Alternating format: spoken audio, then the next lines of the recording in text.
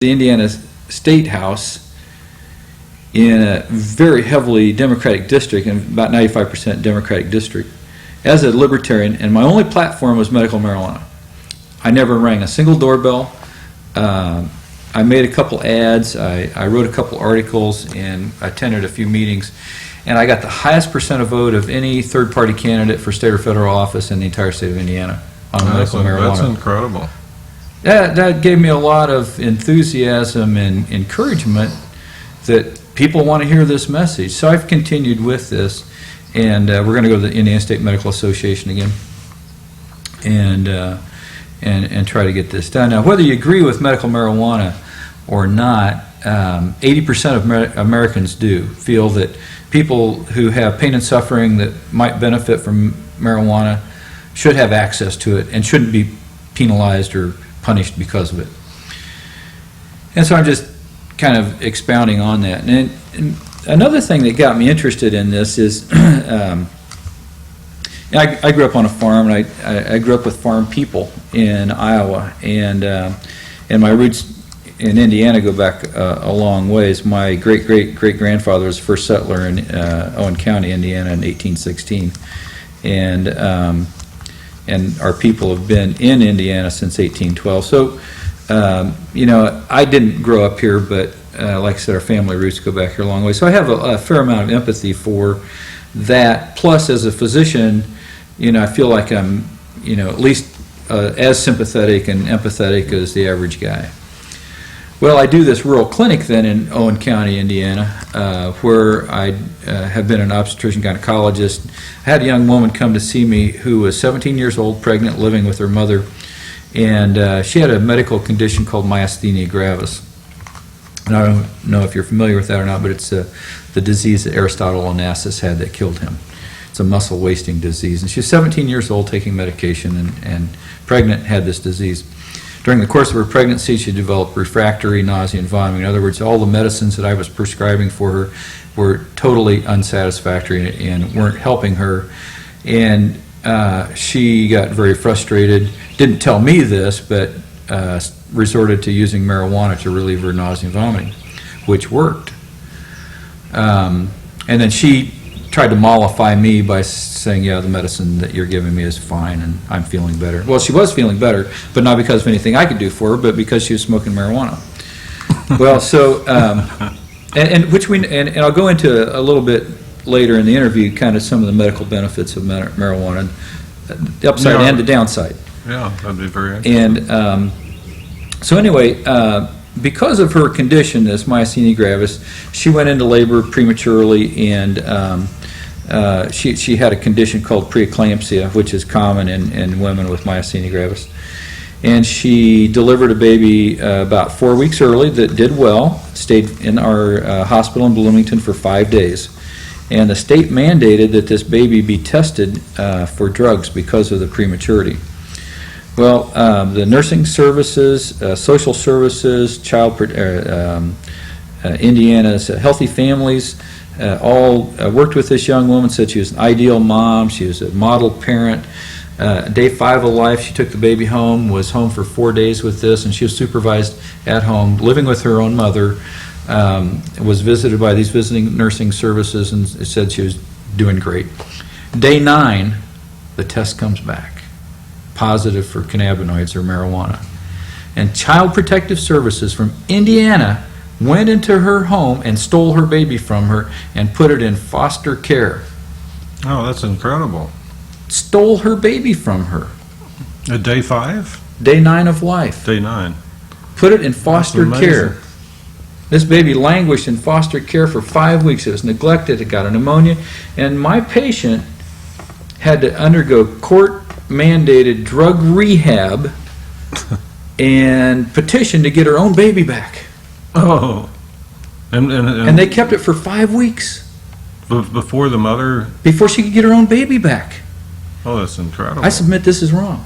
The Indiana Constitution, and this is pretty important for any of you who are students or scholars of the Indiana Constitution. Article 1, Section 18 very specifically states that the penal code shall be based on principles of reformation and not vindictive justice. And I submit that is vindication. That is vindictive, and that is wrong.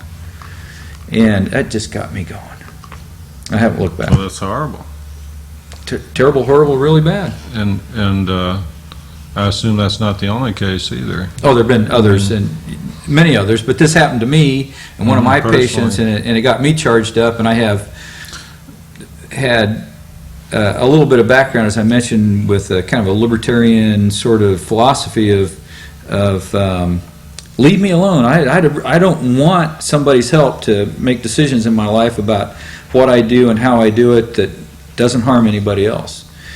And it stood me in pretty good stead so far. Yeah, you were talking about your core beliefs. You felt like there was a resonance between your core beliefs and the beliefs of the Libertarian Party, and that's one of them.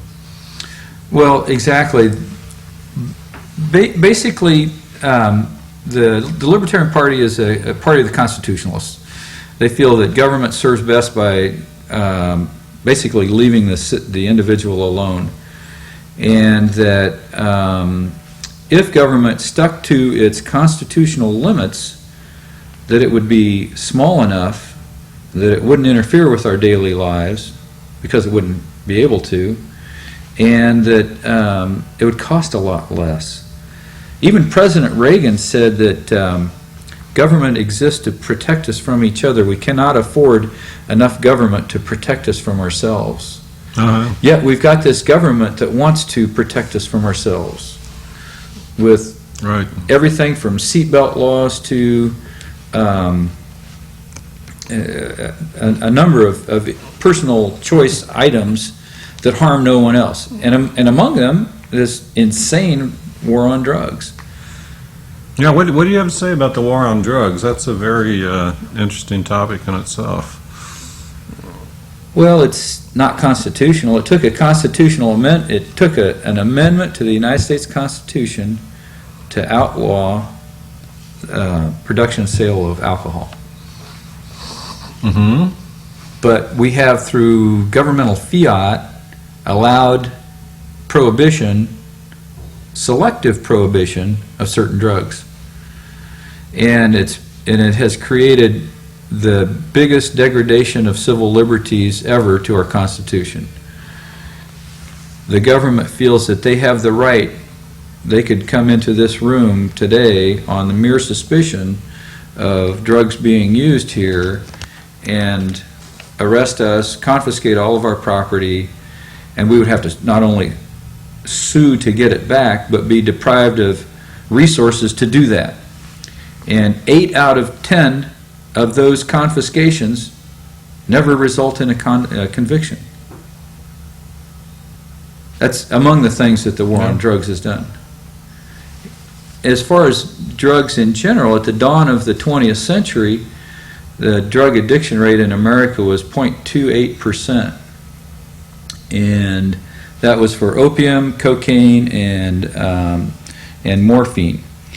And at the dawn of the 21st century, with a vigorous prosecution of war on drugs for the last 80 years, just for those three things, the addiction rate is 4 times what it was 100 years ago. It doesn't include addiction to legal substances like heroin and benzodiazepines like Valium and Xanax and antidepressants and synthetic narcotics like hydrocodone and oxycodone that weren't even available 100 years ago. It doesn't even take into account those things.